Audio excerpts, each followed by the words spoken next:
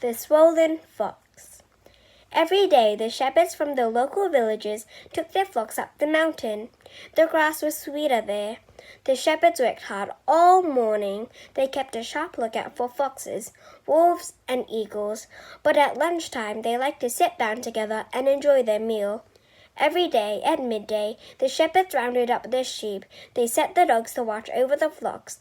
Then they settled down beneath a shady tree. They unwrapped their lunches. Delicious smells filled the air. For the next hour, the shepherds swapped stories while munching on bread, meat, and cheese. Usually, the shepherds finished all their food, but one day they did more talking than eating. There was lots of food left over. They wrapped it carefully. They looked for somewhere to store it.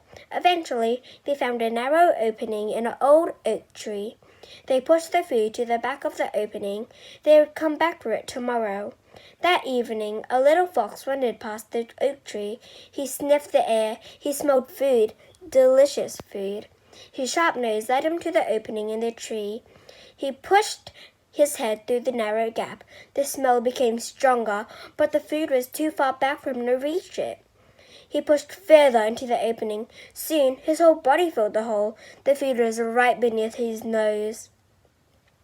In no time, the little fox had gobbled down the shepherd's food. Not a morsel was left. He started to ease himself back through the gap.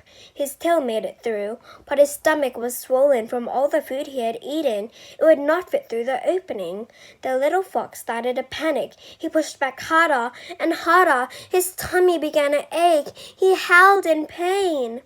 A wolf who was hunting nearby heard him. He went to see what the noise was about. The wolf spotted the little fox's tail. "What are you doing in there?" he shouted into the hole. "I smell delicious food," wailed the little fox. "I squeezed through the gap to reach it.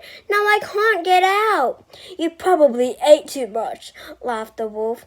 "Now your tummy's swollen. You have to wait until you reach your normal size again. Only then will you get out of this tree." The end.